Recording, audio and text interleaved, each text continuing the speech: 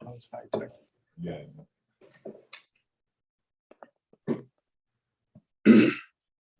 Right back where we started.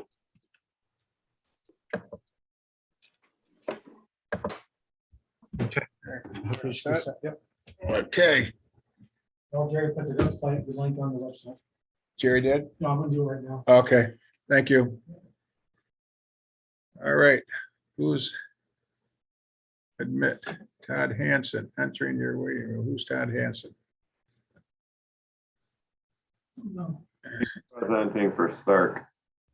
Is he one of the, okay, he's one of the,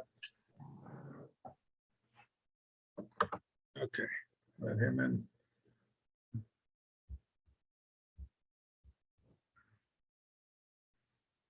Okay. Todd, can you hear us? Yes, I can. Okay.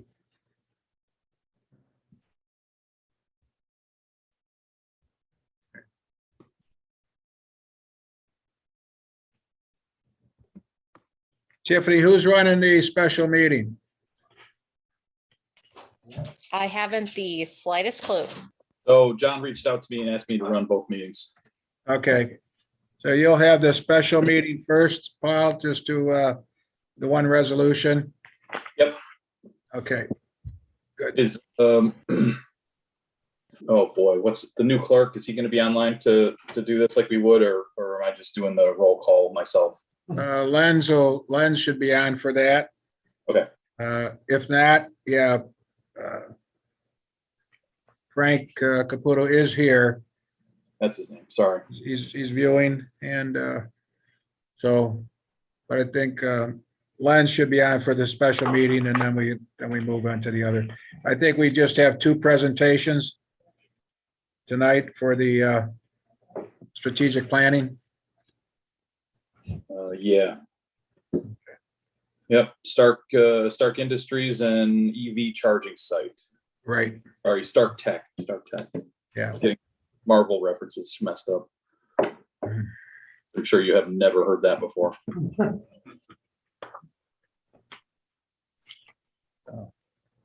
My kids couldn't believe I actually work for Stark. Yeah.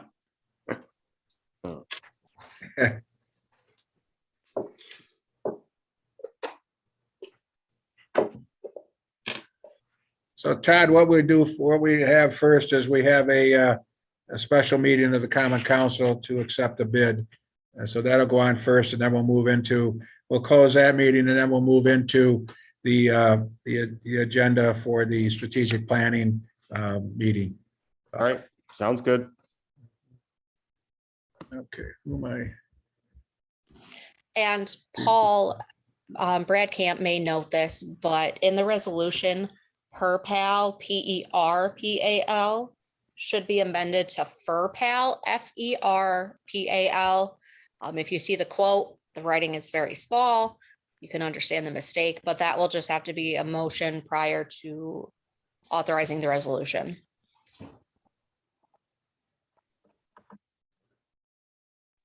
Just suspend the rules and, amend the resolution to say FER, FER. Yes, Okay. FERPAL. Yep, that's all. Got it.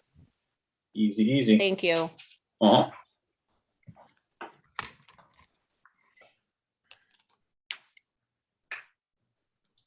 Hello, everyone. Hello, how are you? Good.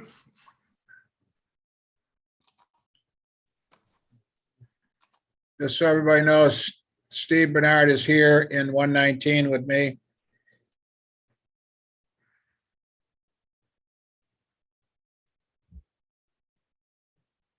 And the new city clerk is observing also. He's here at 119.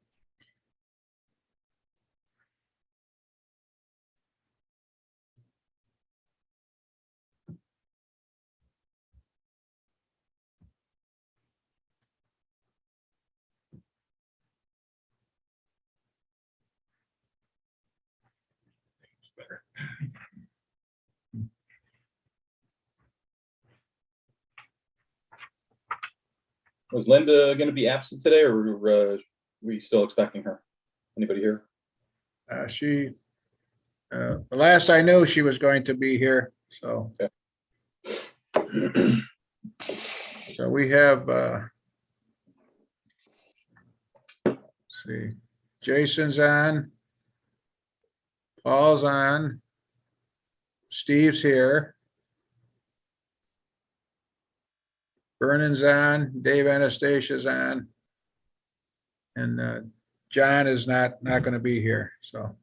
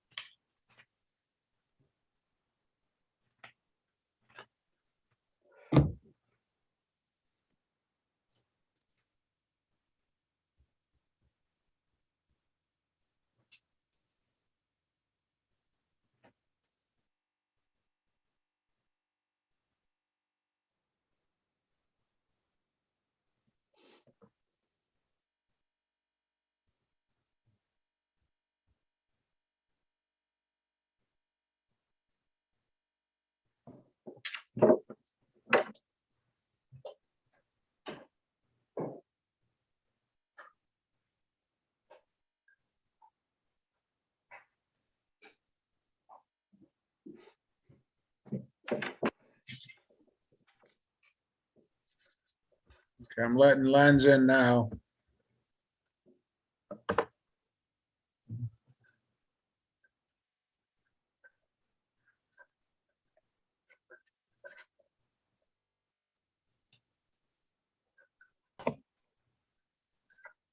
Hello, Lens, are you there? Yes, I'm here. Can you see me? Can you hear me? I can hear you. I can't see you yet. All right, hold on. Let me just. Here we go. You can see you. I just called Linda and she thought the meeting was at 6:30, so she's gonna log on right now.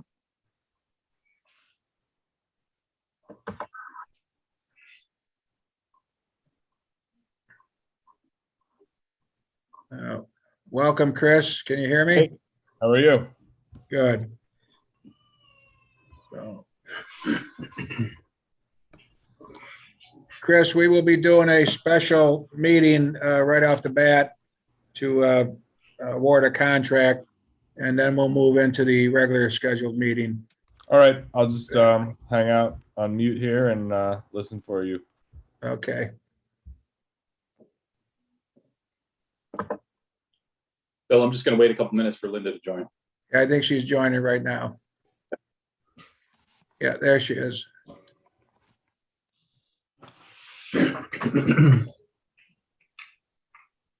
Linda, can you hear us?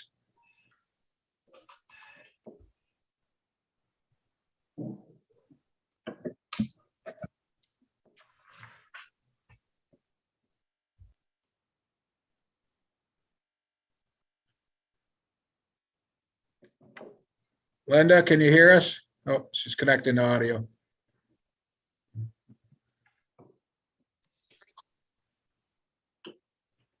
Hi, Bill. Hi, okay, we got Linda. I think we have everybody, Paul. Okay, so I will call to order the special meeting of the Common Council for Tuesday, December 7th. Will the clerk please call the roll?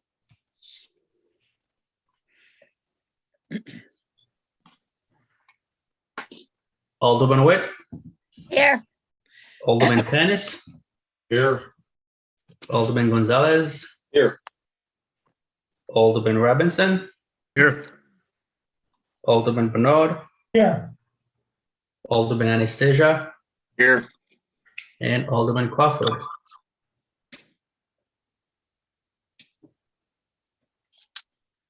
Okay, so item 2 is resolutions on our agenda tonight. Before we get into that, I'd like to make a motion to suspend the rules. Can I have a second? Second. Seconded by Alderman Robinson. All in favor? Aye. Aye. Any opposed? Okay, rules are suspended. I will make a motion to amend Resolution 9721 to change the word per pal construction to fur pal construction.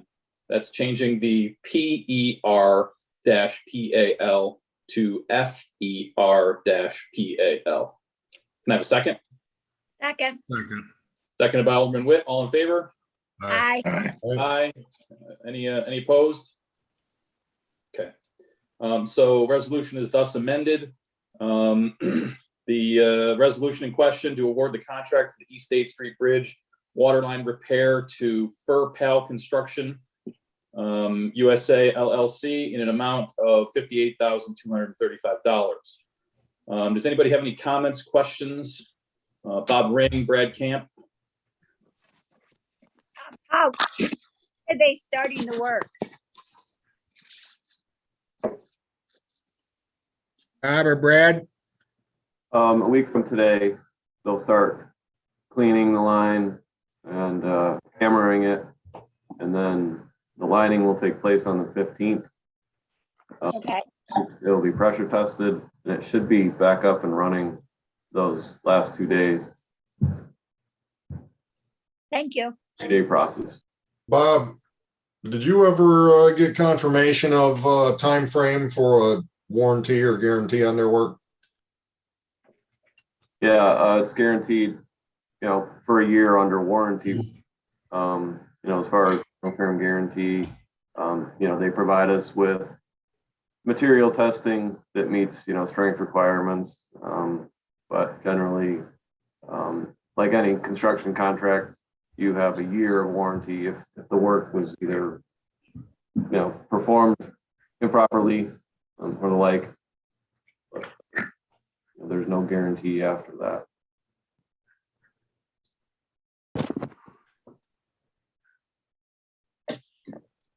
Okay, any other questions or comments for Bob?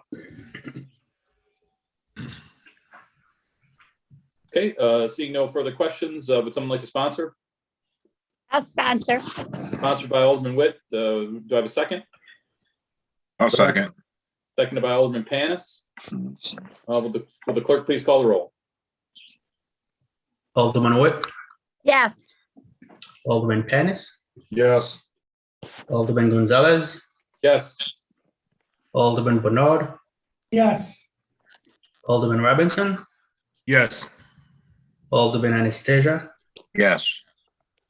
and Alderman Crawford. Is he on? No, he's No, he's not. Okay. He's absent. All right. Motion carries 6-0. Okay, I will make a motion to adjourn. Can I have a second, please?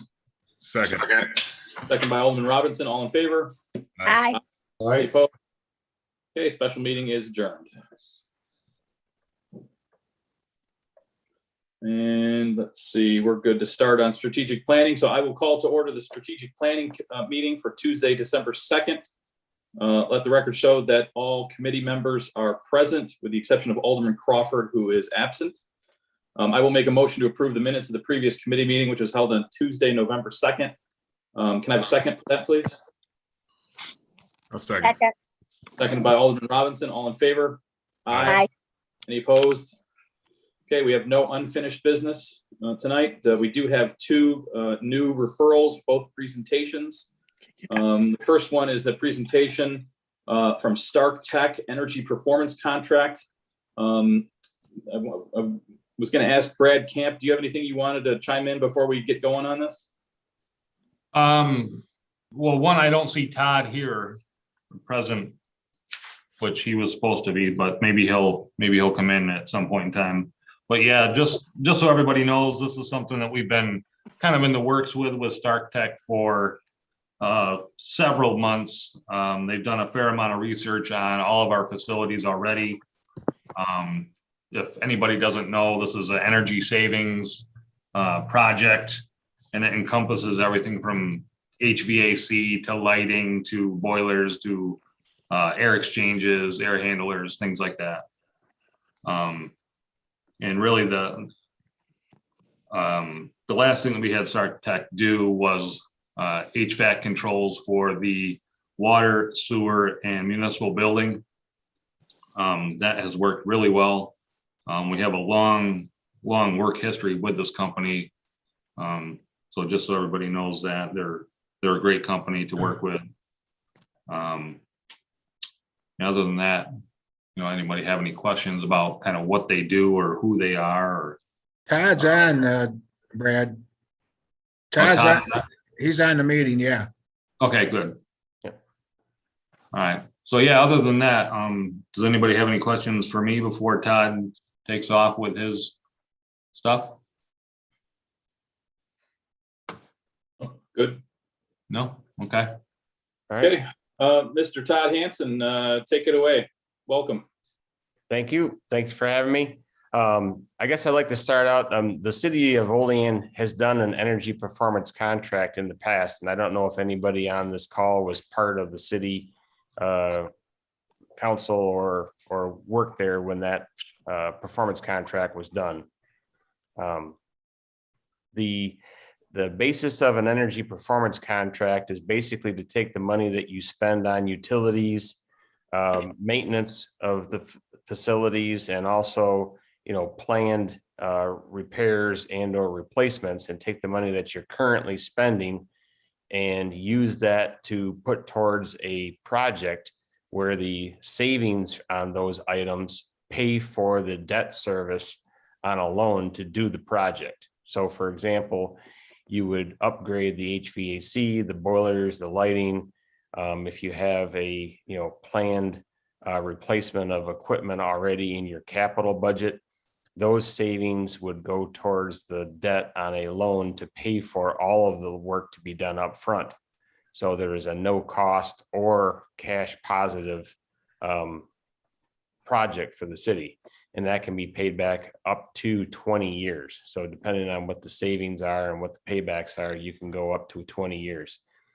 Energy performance contracting is legislated by New York State. There's a whole set of rules and regulations around it. You have to be a certified energy services company or an ESCO, which we are and have been for 20 plus years.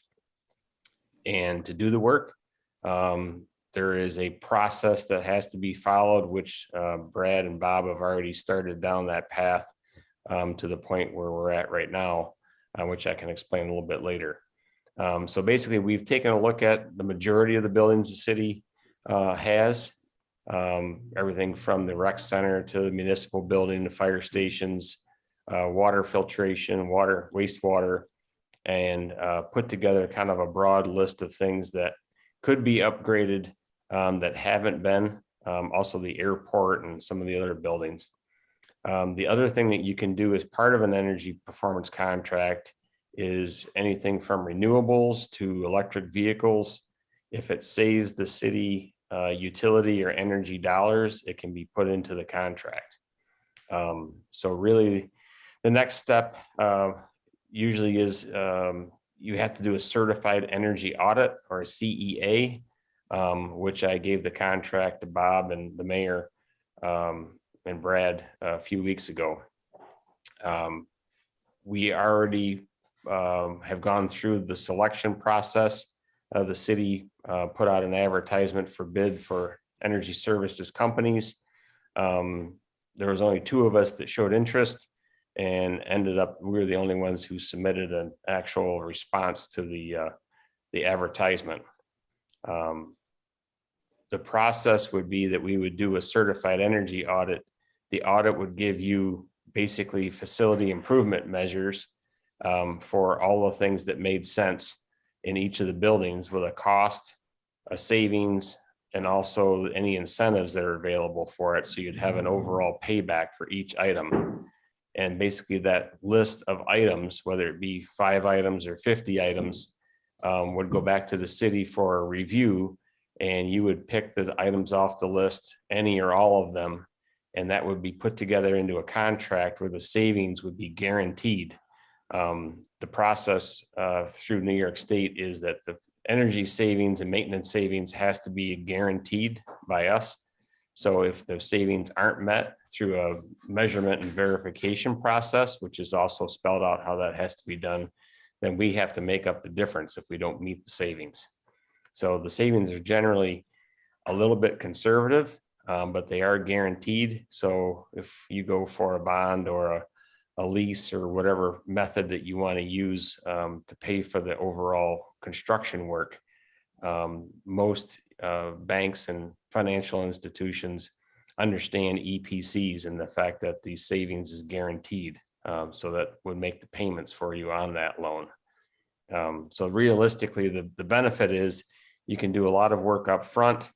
It's paid for by the savings, and you can eliminate some of your headaches. I know you had the main central fire station upgrades that you're trying to get done, finish up the lighting.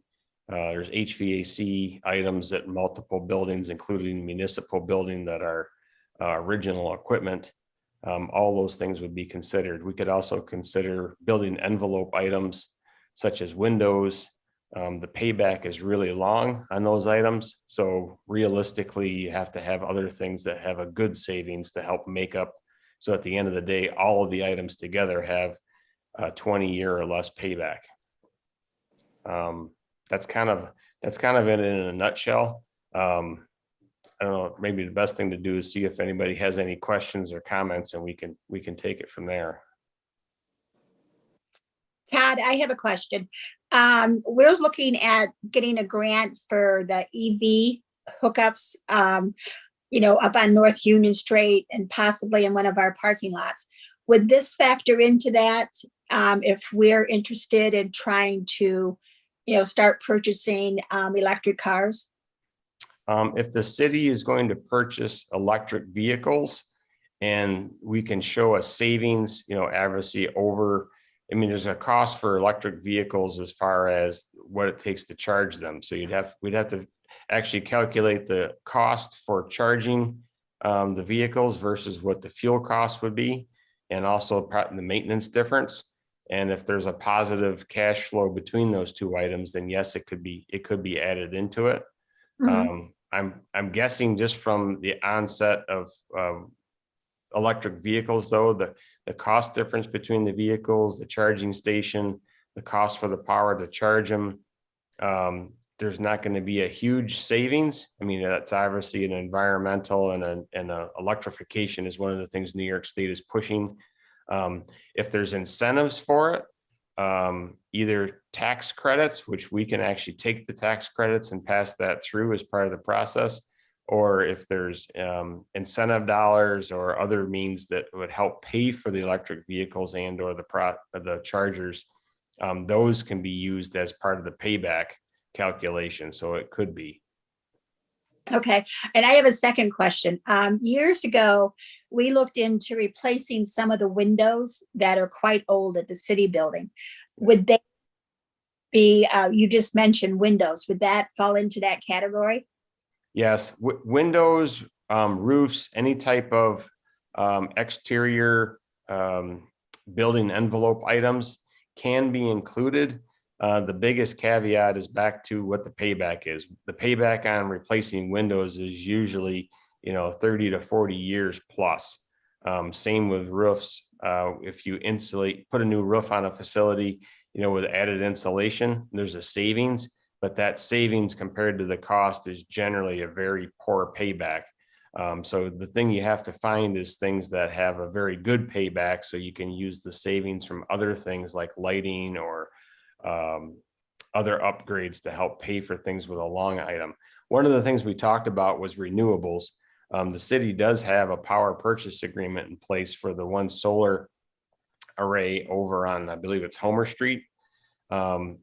We got the information over the last couple of weeks, and our team that deals with power purchase agreements is looking into that information along with all your utility bills to see if there's an added savings that can be had, because you still spend, I think it's upwards of what, 700,000 in electric every year, even though you get about a 90,000 a year credit. So we're trying to figure out the legalities in the agreement that the city already has. Because if there's a way to either add solar on some of the facilities, for example, if you added solar at the rec building directly behind the meter, that was something that the city owned and it was directly influxed into the building. Right. The incentives that could be taken for that to help offset the cost of the installation,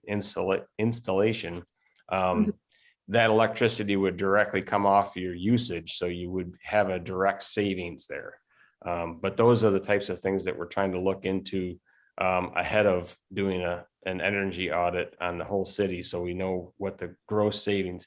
If there's a way to save $300,000 or $400,000 a year in utilities, through, a revised power purchase agreement or adding renewables for the city outside of what you already have, then those savings times 20 years could help pay for things like windows and other things that have a really poor payback that you still want to do. So you don't have to use taxpayer dollars to pay for them. The savings would pay for them instead. Right. And I think you mentioned the rec center. There's a couple solar panels over there already. Would it be possible to add to them? Would that qualify? Yes, that's a possibility. The biggest thing is right now we're looking at the legalities of the power purchase agreement you already have. Okay. Because if that ties our hands with what we can do, then we'll have to look at what the other opportunities there are. Okay, thanks. Sorry, that was a long-winded answer for a short question, but. A good question, a good answer. I don't want to jump in front of anybody, but would you touch really briefly on solar as it pertains to demand charge at our plants and opportunities to provide solar so that our usage could be potentially reduced? Yeah, so one of the things our company is doing for a lot of other facilities, municipalities, industrials, is installing solar along with battery energy storage. The biggest reason that batteries come into play is because obviously the sun only shines during the day, so you're only making power for a certain period of time. The battery storage does two things. One, it can be used as a backup source, but also more importantly, it can be used to lower your demand. So during the day, I don't know what the demand profile is for the waste treatment plant, but that would be one thing we would look at. But generally you have peaks in your demand when big motors, big loads, processes are running.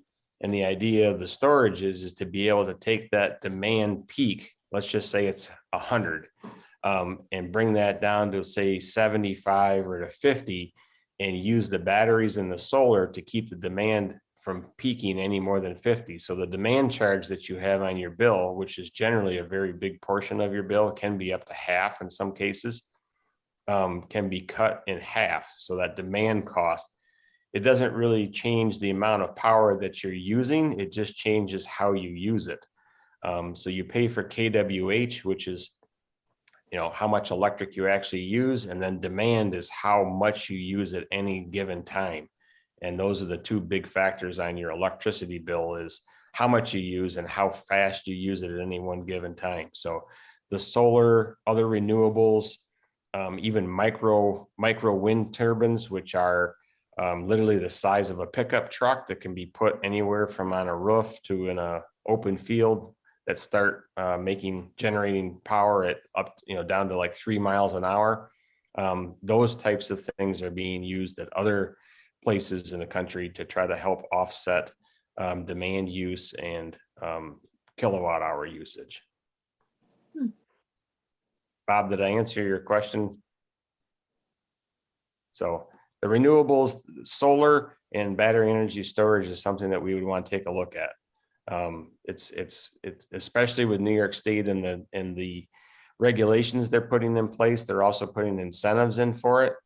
New York State has just signed on for 9 gigawatts of offshore wind power over the next, I believe it's 10 years or 15 years. They're going to implement that. The problem is that there's no way for them to actually use the power right now or store the power. So they're incentivizing people to put in battery energy storage and solar and be able to regulate how much power they're using. New York City, for example, battery energy storage is a huge market there because of the incentives that they're doing to try to help keep the grid stabilized. So it's also a grid stabilization method, because with all the solar and wind that's coming on, it's very hard to regulate how much is on the system at any one time, unlike nuclear or coal or hydro, which is very easy to predict.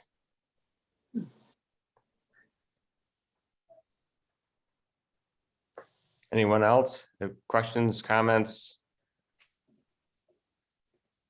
concerns? I guess realistically, the next step is on our end, we're going to do our due diligence on looking into the power purchase agreement and what the actual opportunity is on the electric and gas side for actual savings. If that savings is large enough, it'll make sense to do a certified energy audit and try to include things like windows and other things into that audit. If there isn't a large savings to be had there for some reason, then we will probably stick to only the items that make sense as far as good paybacks. As soon as we figure that out, which hopefully will be within the next week or so, we'll get back to Brad and Bob and the mayor with that information. And then the contract that I left with the city a few weeks ago basically is to hire us to do the certified energy audit, which is one of the steps that the state mandates us to do. If you do a project, I think the cost was not to exceed $22,000 for the audit. If you do a project of any size, that cost gets incorporated into the project itself.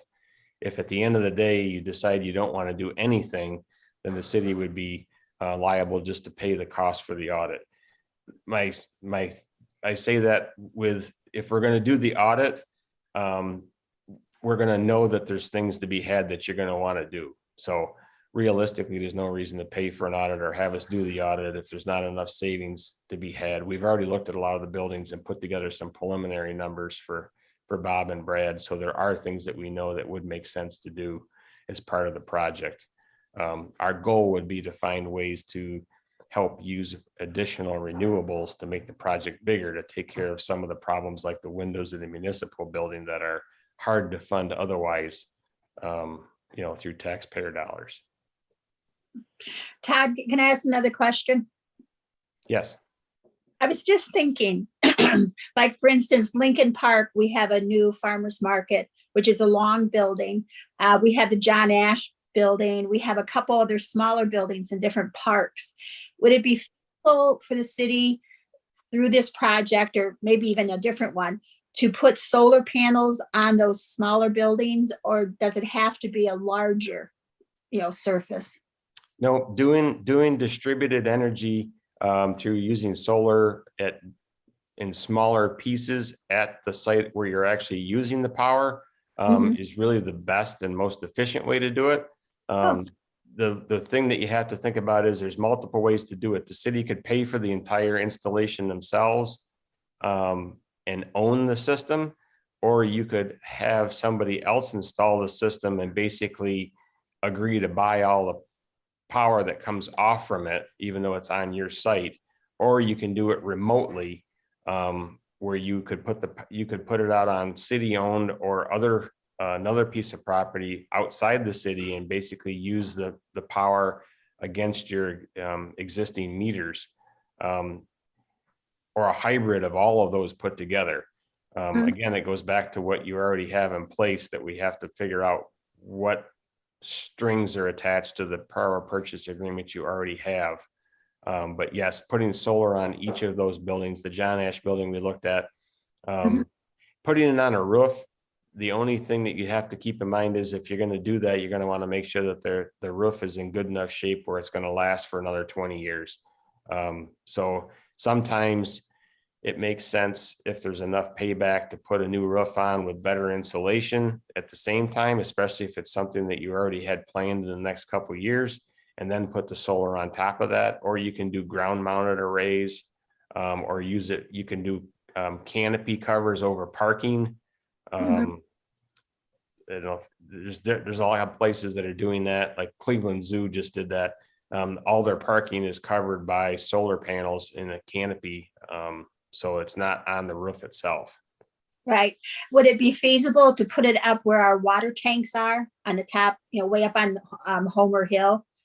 Probably not on the tanks themselves, but up there on the property, depending on how much open area there is and how much shading.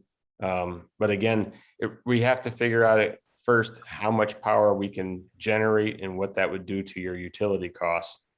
Okay. The waste treatment plant does have a lot of area around it that could be used for some solar directly tied into the plant, and also battery energy storage, which could really help with the demand costs there. The wastewater plant is obviously the biggest user that you have. Right. And you can do it by scale. The rec center, for example, has a lot of larger equipment because you're making ice. So you could do a smaller system there scaled to what that building uses also. Mhm. Okay, I just wanted to jump in and say that I appreciate you coming and sharing this information. This is some of the information that I've been looking up over the past couple of months. I need you. For what? I saw that we have a capability of doing solar communities where the communities, as you touched, where someone would purchase our energies from us, and we'd be utilizing different communities within the city. And I thought that'd be good if we can tie that in somehow, some type of communities where they're broke up in maybe each ward, pick a spot where the city owns, maybe a park, the waste, and some of the other treatment plants. I think that would be good if we can do something like that, include the city building too. If we can do something up there where we can implement something either on the ground or somewhere nearby where we can utilize that energy, I think that'd be awesome. Yeah, community solar projects, the rules, and the incentives from the state level and the federal level are changing kind of by the day. Some of which is good and some of which is bad, because by the time you get a project actually underway, the rules could have already changed by the time you get to that point. But the goal would be to try to take some of the new incentives, and we have people in our company that are actually on some of the committees with NYSERDA and with the state to try to be ahead of the curve as knowing what's coming out. So you can time these things to get the most out of the incentives. But some of the community solar projects, where you can actually save the members, the taxpayers of the city dollars on their own electric bills, are becoming very popular as part of systems that are being put in. So. Okay, well, thank you very much. Any other comments or questions? Okay, well, thank you very much, Todd. Appreciate your time coming in, answering questions and going through all that. Much appreciated. All right, and I'll be back with Bob and Brad here shortly with some answers, and then they can share that information with you. And if we need to, we can have another Zoom call and explain what we found out. That sounds great. Sounds like a plan.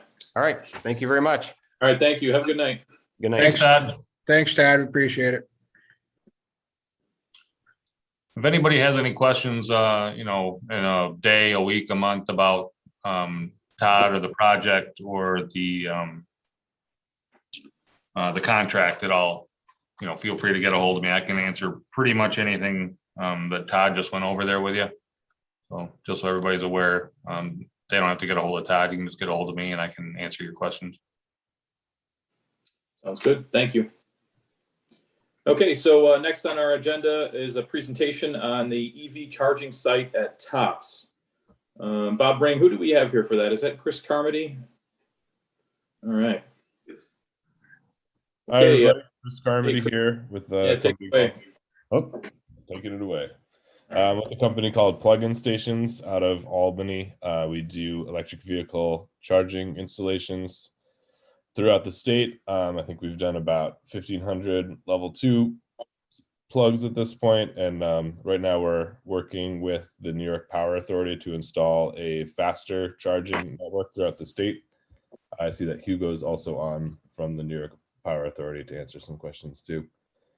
So I put a couple slides together, just a couple talking points to go through, but basically what we're after here is the Power Authority is funding a project to install fast chargers at the Tops supermarket. And we're looking for the city of Olean's willingness to let us put equipment, first of all, at the Tops site in the first place, depending on the permitting requirements. And then beyond that, in the right of way of the city along the side lot of the Tops. So let me just do a little screen share here. I'll put up my presentation.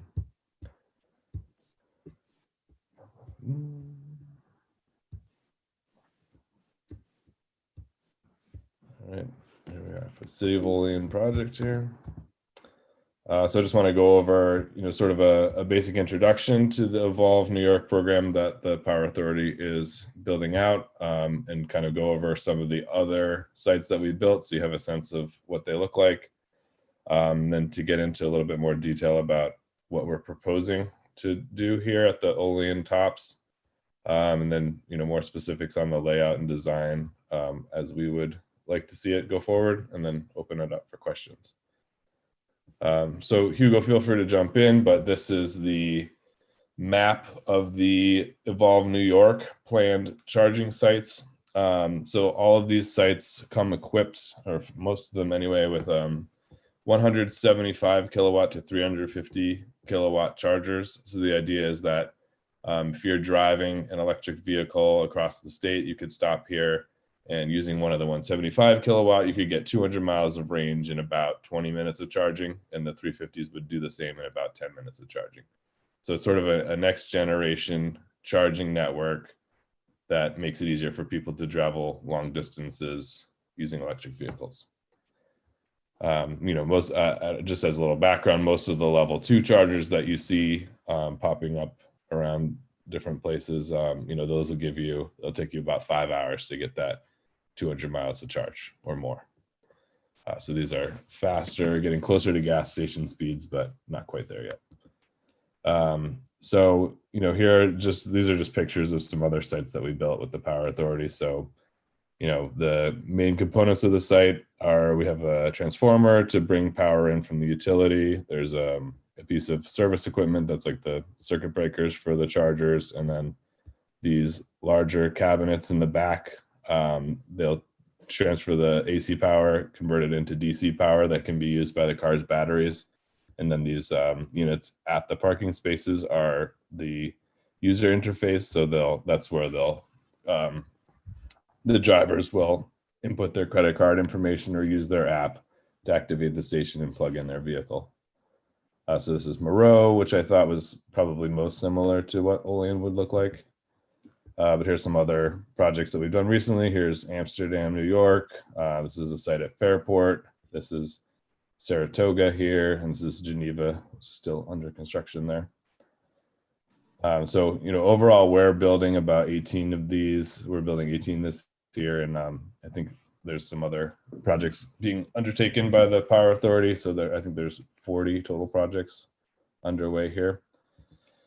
So before I get into the specific site, I just want to point out here that, I think there's a lot of value in this project being undertaken in the community. The New York Power Authority is paying not only for the installation of the site, but also for the ongoing power consumption and the operational costs of the site. I wouldn't expect a site like this to start turning a profit for at least 5 to 7 years, just based on the usage that we're seeing right now. There's an incredible cost to bring that quantity of power and be able to output that quantity of power all at once. And until the usership comes up to, let's say, 6 hours a day per charger, I don't think that they can expect to break even on this site. So, in a way, they're sort of paying for this. I see it as a draw to the community, and I know other people think differently about it, but they're footing the bill for this to be installed. So, in doing this build out across the state, the Power Authority selected a number of different site hosts that they're working with, and one of them happens to be TOPS. I know of at least one other TOPS site that's been built in LaGrangeville, New York. So these guys are the property owner. I think that NYPA pays them a small sort of rental fee for the use of their space, and then builds, owns, and operates the site on the land. So the spaces that TOPS had sort of indicated that they would prefer in this project are here. They're just right along the side of South 25th Street, near the bank here, sort of as far north in that lot as you can go and have it still be TOPS land. And the reason this site was selected was because there's a grassy area where some of the equipment can go, so we don't have to take up too many parking spaces with the power equipment that has to go in to support the chargers. So here's a closer look at the area in question here. So this is the grassy area at the side of South 25th. My back here with the camera is right, I'm right here at the corner of the opening into the bank lot there. And so from there, we'd have, this is the National Grid's transformer would be set in the parking area, protected by bollards. And then we'd have 4 charging spaces with the dispensers set up there. So that would all be within the TOPS property. But then in order to support the output here, we were requesting to put the service equipment and the power conversion cabinets in the right of way here along the side of the road. So here's just a little bit of a closer look at the infrastructure that would be installed. I don't know. One thing to note is the Power Authority takes handicap access to these chargers very seriously.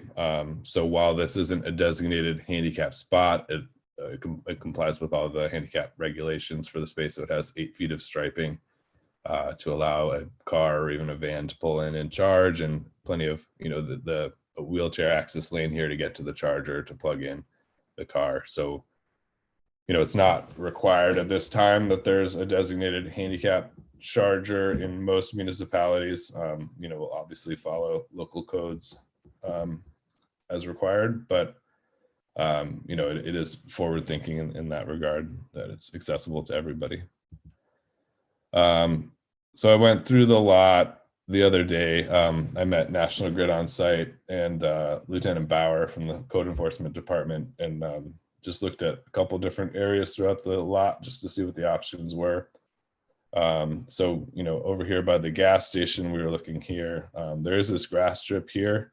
I think it would have a similar right-of-way issue. And I think, just based on my exploration of National Grid's portal there, I think there's a high voltage line running right under here. And the width of this strip is going to make it a little challenging to use that area. The other option here was right along the street, but then that would kind of have us putting the chargers right in the sidewalk. So we'd have to come up with some way of rerouting the sidewalk around them, because we don't want to block the access to the pedestrian aisle there as we place these chargers. And then, if it's not any of these spaces around the edge, then we'd be looking at taking up additional spaces in top slot, which, obviously they would not. I don't know what their response would be if we're forcing them to take up some additional spots. So I've got a couple other slides here, just a survey to review. Just this is, we had the area surveyed and determined the boundary to be right here as it was shown in the drawings. I know that if you pull up the survey map online, it looks a little bit different on the GIS map.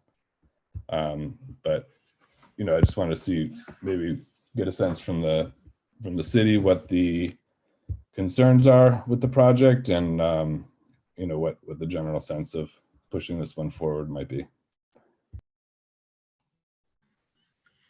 Well, I'll start. I love the idea of bringing plugs down to that area. Like I said, I'm interested in bringing renewables and anything of that sort to Olean.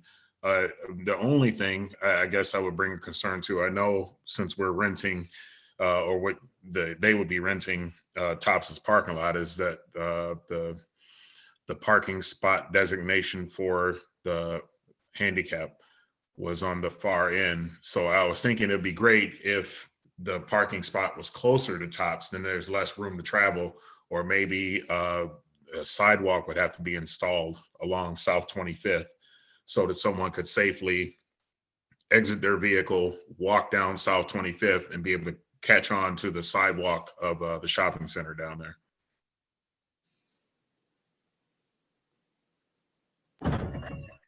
Sorry, just my daughter was right there. So I agree. I mean, from my perspective, it's 6 1, half dozen of the other to provide the handicap spot on either end of that. I see it as not necessarily designated for Tops customers' use, but also to sort of encourage people to also patronize other businesses on the street. But either way, from a construction perspective, it's the same for us to put it on either end of that line there.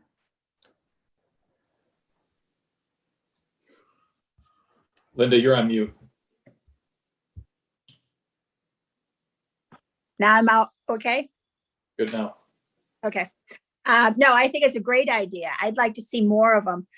We're looking at a grant to put some uptown, but other municipalities I've visited that have them, some of them only have one or two. Is that something that the municipality has put in? That's not something that you've done? So I believe I was talking with Bob Ring about this the other week. He was just picking my brain about the grant you're speaking of, which is the DC ZEV infrastructure grant. So actually how I got involved in all of this was writing that grant for my town, the town of Ghent over here in the eastern part of the state.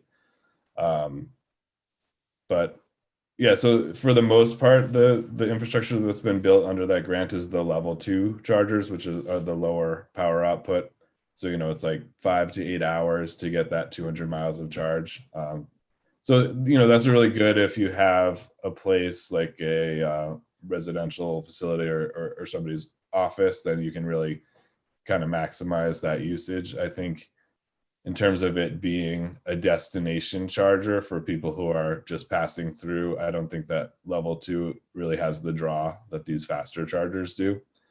But one caveat to that is that under the DC grant, we've sort of figured out a way in the past year or so to start putting in some fast chargers. Again, that electrical cost becomes very expensive. It has to do with you're paying demand charges on your energy usage. So basically you're paying for your total output rather than your kilowatt hours that you're using, like you pay your bill at home. And until you can't charge the drivers for the total output, you have to charge them for the kilowatt hours.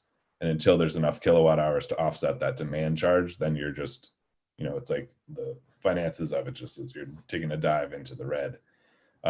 So what we've done under the DEC ZEV grant is install lower power, but still fast chargers. So chargers that have an output of 50 kilowatts to 100 kilowatts. So you're getting, you're more like 40 minutes to an hour to get your 200 miles of range. Okay. So that's an option. I mean, there's a lot of different ways to utilize that grant. But, there are other. In the next. Undertaken is not the power authority. Sorry. That's okay. You see in the next 5 to 10 years that cost going down with the popularity? I wish I had that crystal ball. There's a movement to create a separate EV tariff at the electric company where if you're providing power for drivers, then you wouldn't be charged as high a demand rate for that. Quite honestly, I side with the utility on it because they still have to pay for the infrastructure to go in to support that demand load that the chargers are putting out. So I don't know which way that's going to go. There are some programs, if you're just talking about a separate project, that there are some programs that will offset some of those demand charges that are tapering off over the next 5 years. So it'll pay for basically 50 kilowatts of your demand charge. Number goes down as you go forward in years. Okay, thanks. Yeah, I mean, we can talk for hours about all the different ins and outs of the whole thing, but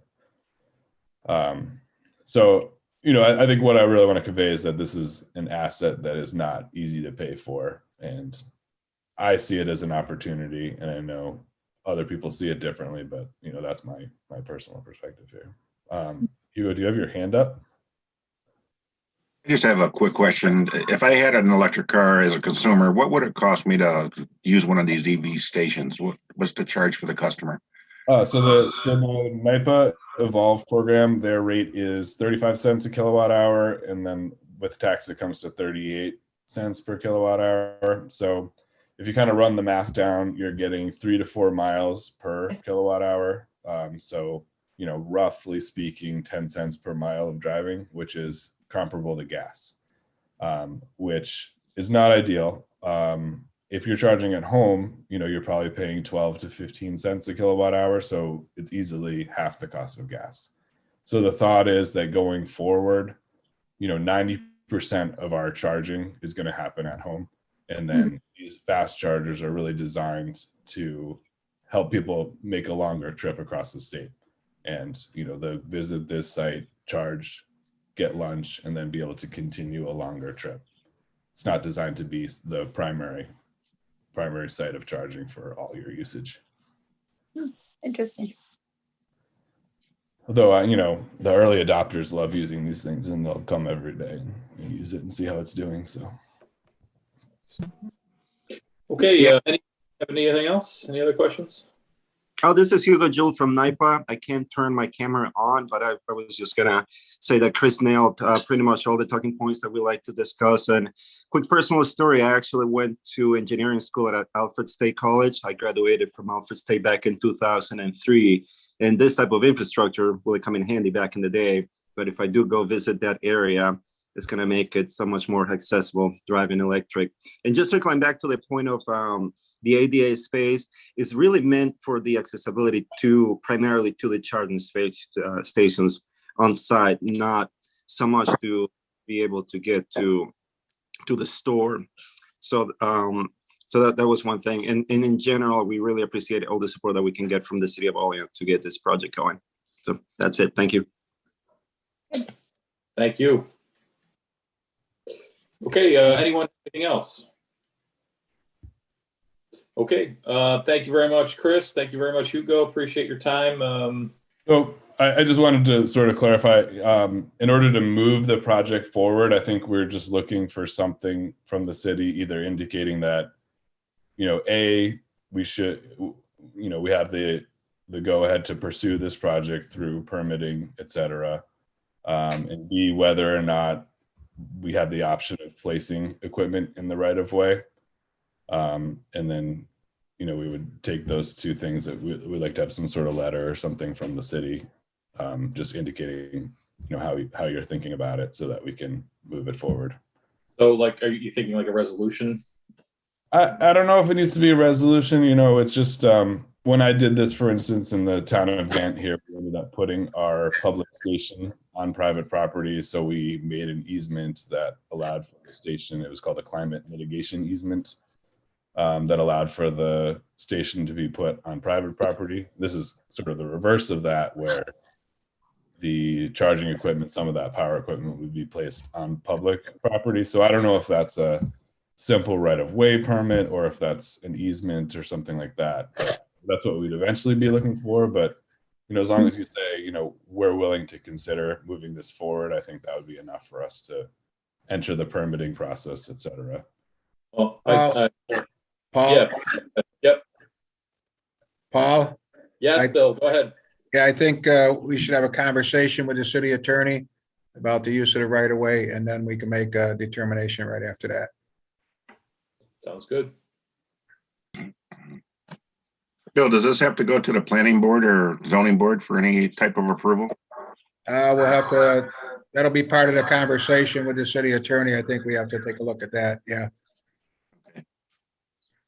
Okay. Okay, well, thank you very much, Chris. All right, thank you all for your time. Yep, appreciate it, man. All right, thank you. Thank you. Okay. Okay, so moving on, approval of committee reports, which we have none. Anyone have anything else for strategic planning before we adjourn? I just have one thing before we adjourn. We're going to be bringing forth to you we have a request right now to put a cell phone tower up in North Olean. So I want to get that on probably for the next committee meeting. So we'll be bringing that forward to the Common Council. So sounds good. Okay. I just asked a question to Bill. Mayor, do we receive any income when, say, a cell put on within the city, like a sales tax or anything? We do receive, the one that's over on Front Street, we do receive something from that. I'd have to get with Greg Piota. There is a tax we receive on that.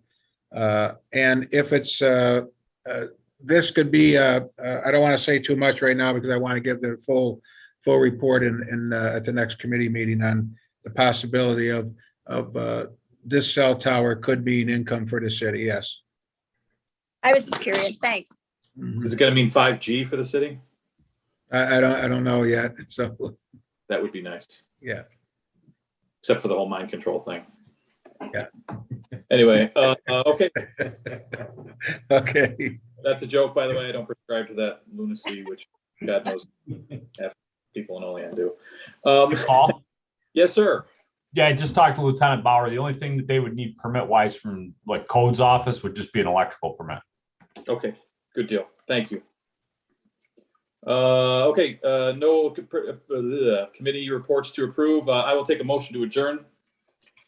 Motion. So moved by Alderman Witt. Do I have a second? Second.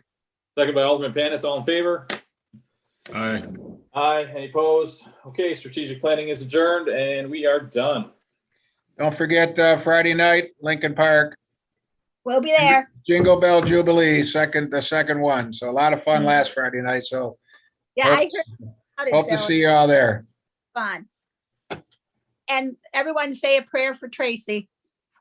Yes. All right.